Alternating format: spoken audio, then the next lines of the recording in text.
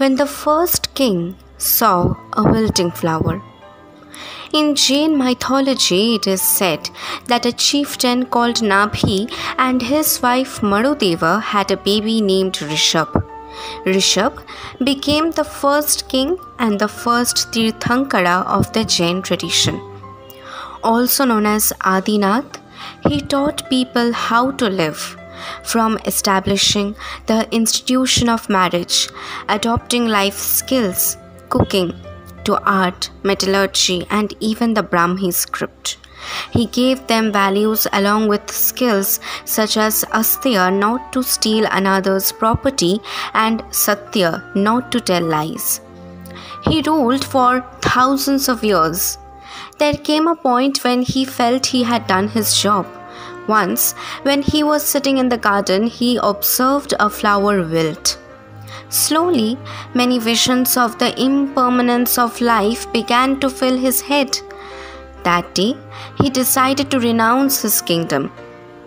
The act of giving up his kingdom and all riches to search for the truth that is lasting and permanent in this impermanent world came as the lesson of aparigraha, non-possession. Before renouncing the world, he gave some important advice to his children about how to rule, equality to all being the most important, thereby laying the foundation for ahimsa. He stood in the Kayotsarga Mudra immersed in meditation. It is here that he uncovered a new idiom for good life, and to be able to follow the four principles of ahimsa, aparigraha, astya, and satya, destruction of desire. He neither ate nor drank, neither spoke nor slept. In that mudra he remained unmoving for 6 months. At the end of this period, suddenly people found stirrings in the body of the still Adinath. Not only did Bhagwan Rishabh stir, he began walking barefoot towards the city of Vinita. People thronged with all kinds of delicacies to eat, but Bhagwan Rishabh did not accept a morsel. He went wandering from place to place begging for alms. For 6 months, he did not get even a morsel. The year was now over. One night, Shreyans, son of King Somaprabha and grandson of Rishabh, had a dream that a black mountain had turned white after it was bathed in milk. Shreyans is an important figure. He is Adinath's grandson who later incarnates as Mahavir.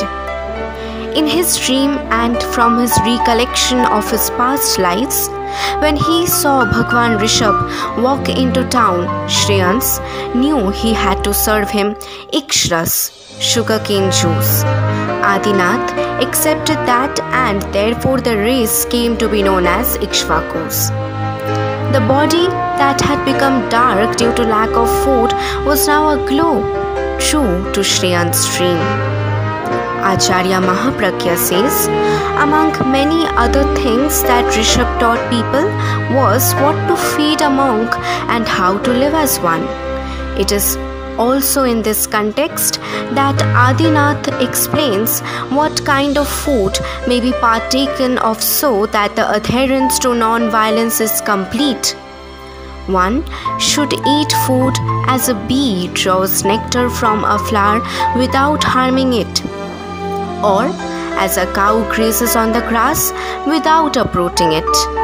The day Rishabh Dev partook of the cane juice is celebrated even today as the day of Akshaya Tritiya. April 3rd is birth anniversary of Rishabh Dev, the first Tirthankara.